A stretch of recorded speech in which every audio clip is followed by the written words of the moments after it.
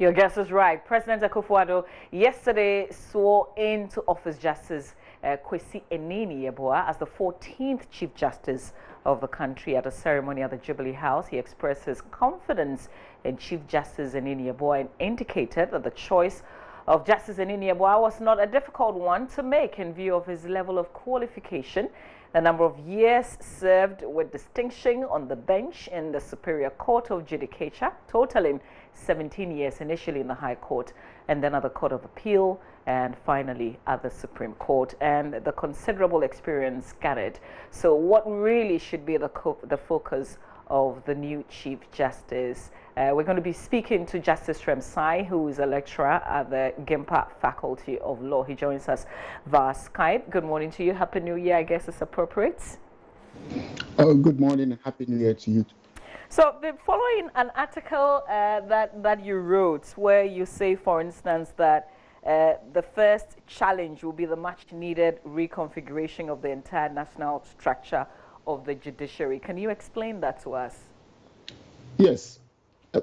If you look at the current structure of the judiciary, you would notice that it is geographical and it goes along with the decentralized system that we have.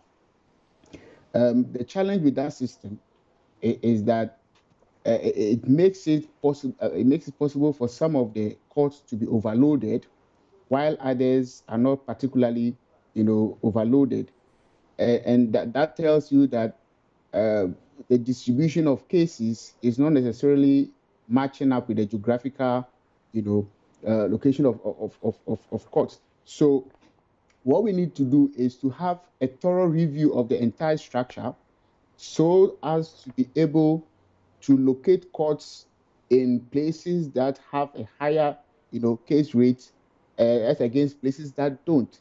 Secondly, you also notice that there have been 6 additional regions to the 10. What it means is that we need to also reconfigure the courts to sync with these particular new courts, new regions. This is not an easy task. If you remember, about 3 years or 4 years ago, when there was a movement of high courts from the other side of High Street to the new Professor Mills, court complex, there was a challenge in relocating these courts, and that is only in Accra. What this means is that you need a very deliberate effort to pull this off. When it comes to the 6 other regions, you would also notice that now we have more regions. We even have a lot more regions now. Yeah, a lot more regions. So that means that we need to be more deliberate in the process, so that we do not end up having the chaos that we had even in Accra alone. So if you look at some of the things that the Chief Justice is supposed to do, first of all, you look at human resource. Last year, again, the workers of the judicial service embarked on a strike concerning their conditions of service. That issue has not been properly resolved. It is still a pending issue. And you agree with me that an institution like the judiciary cannot run without happy workers. So long as these workers are aggrieved, the court system is going to stall. Even if they are not embarking on formal, strike, their output will not be the one that can sustain the justice needs of the country. So then we need to focus on that. Secondly, still on human resource. The quality of human resource is also a question. The courts have moved from using Olivetti typewriters to computers. The question, however, is whether the judicial service staff have been properly, equipped in terms of training to handle this technology, this IT system. And if you visit the courts, there are challenges, and even sometimes typing on the computer becomes a challenge for persons for these court staff. So the question we need to ask is, in terms of human resource, how much can we put into training and bringing these workers up to the technological requirements? Then, apart from human resource, we can move to infrastructure. Court courthouses are poorly, equipped. You go to courthouses and the roof is leaking.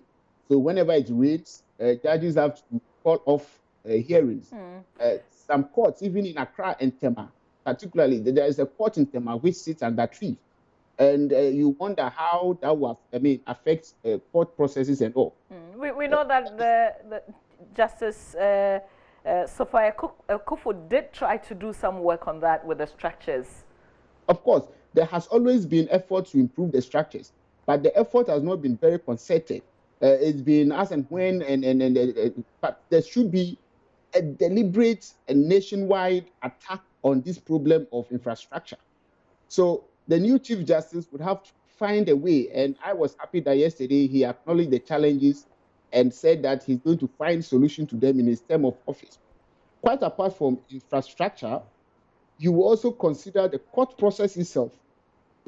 Our procedures are way behind the times. We copied these procedures from England.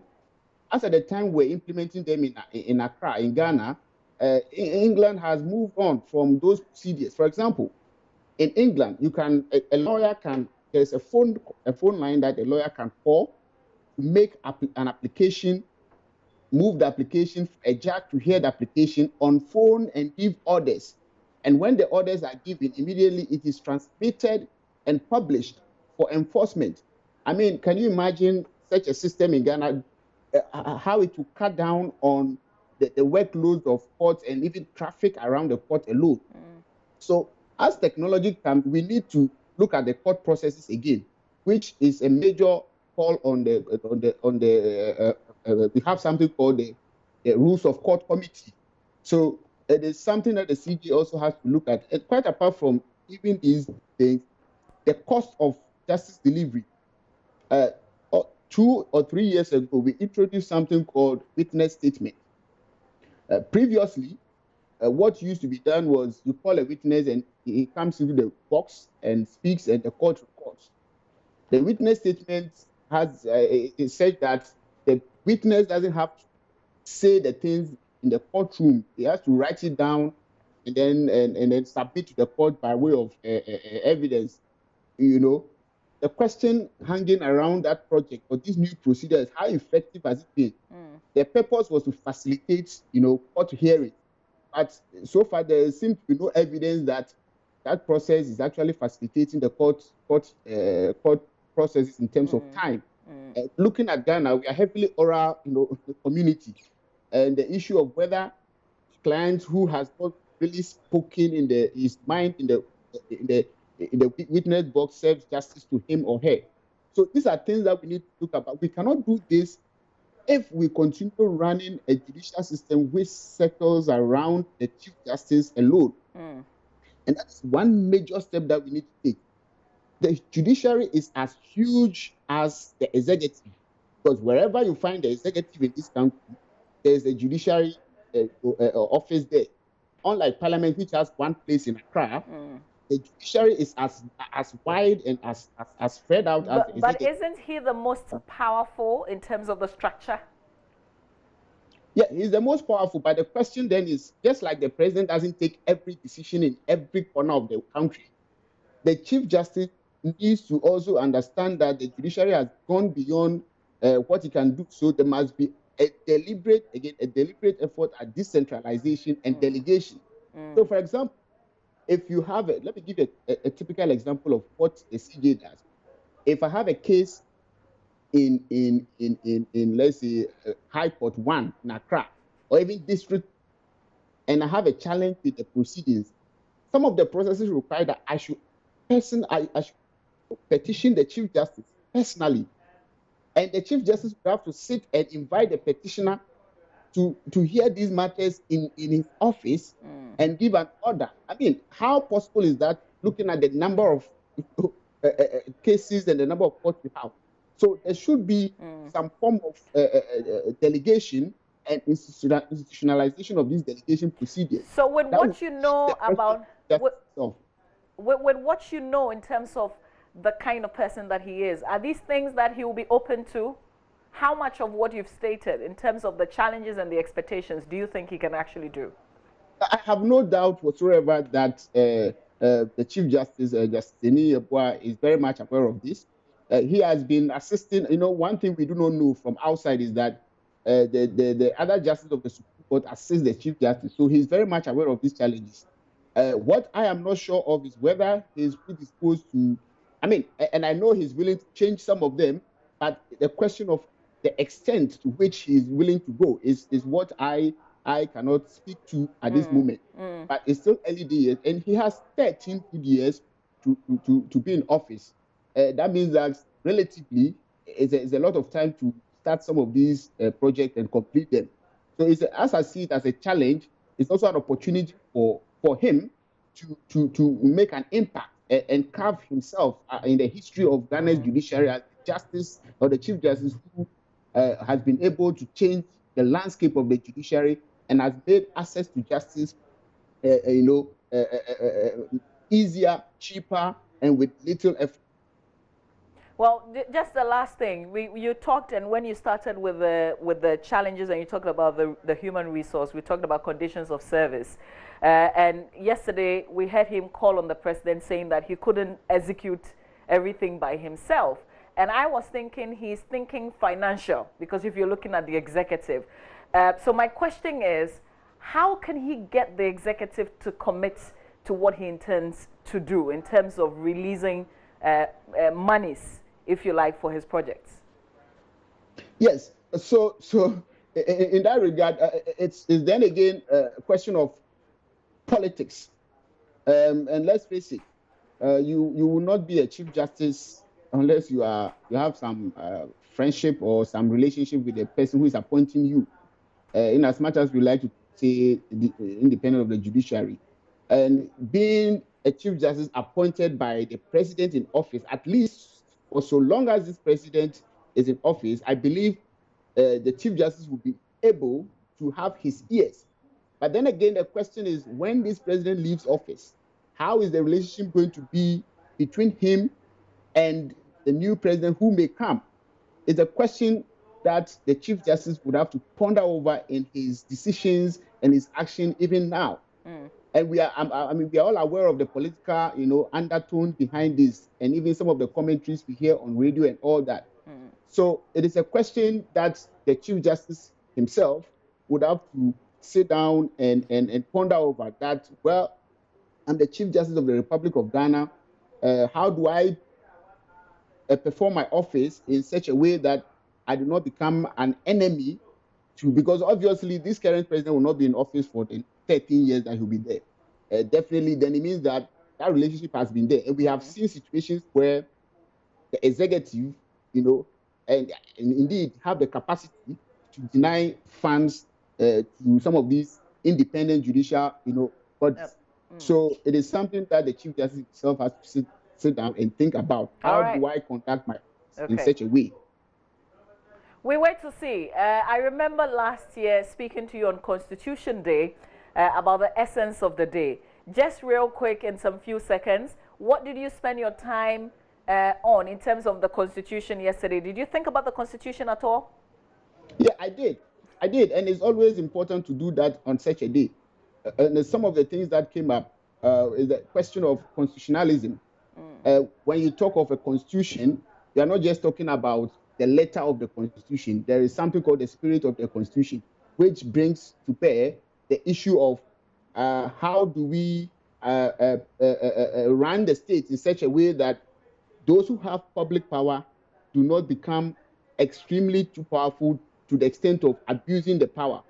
I mean, there are a lot of things going on now which question the government's commitment to constitutionalism. A key is one that allows states, security agencies running under the National Security Council to be, as it were, questioning people's private communications. The question you ask is, how do they get these private communications? It means that there may be some surveillance going on in the system. The law does not allow that. The law does not permit anybody, including the government or the security agencies, to be listening on people's private communications. Secondly, this concept of go to court whenever there is an issue which could even be resolved by administrative procedures, public office holders are very comfortable in their office and they tell people who complain that go to court, go to court. That is not constitutionalism. Constitutionalism does not mean that you should sit down and do as you please, and when you are questioned, you say go to court. Conflict of interest is one of the challenges we are having. The Constitution makes it clear that a public officer should not put himself in a position where his duty to the republic will conflict with his duties to his private family, business, or friendship. But we have not seen much in this administration concerning the issue of conflict of interest. And it has been, and now we call it family and friends, and it has become an acceptable thing. And even sometimes government officials saying that, well, family and friends are also Ghanaian. But the question is not about nationality. It's not even about competence. There is an overarching mandate, command from the Constitution that whoever you are, your duty towards the republic should not conflict with your private, personal, or friendship, interest. If we can take these three things, seriously, then we can be proud and say that come 2020, January 7, when we are celebrating a Constitution Day, then we have made progress. But so long as these things are unattended, then we cannot be proud of such a celebration. Thank you very much, Justice Semshai, and thank you for sharing your reflections of Constitution Day with us. Really grateful. That's Law Lecturer at the Faculty of Law, GIMPA, talking to us first about the new Chief Justice and then also to Constitution Day, which was yesterday. I asked a question this morning. What aspects of the Constitution did you think about yesterday? Justice Semshai talking to about constitutionalism. What did you think about yesterday? We put that question on Facebook, and that's where we're going to see the comments that we've received on Facebook. So Savannah Princess, the part that delays the prosecution of corrupt officials. Nana Nkomas Boateng says the recommendations of the Constitutional Review Committee must be looked at. We must overhaul the Constitution. Aliu Mahama says Article 1, which states that sovereignty resides in the people of Ghana, in whose name and for whose welfare the powers of the government are to be exercised in the manner and within the limits laid down in this Constitution. Here's another one that says new law must be made in the Constitution. Kwame Chebafo says there's no need for amendments in the Constitution because it was drafted just to serve some people's selfish interests. Goes on to mention JJ and his PNDC, NDC, we need new Constitution. NSS, the needless indemnity clause and the other irrelevant clause that allows the Vice President to be the chairman of the Police Council. That's NS.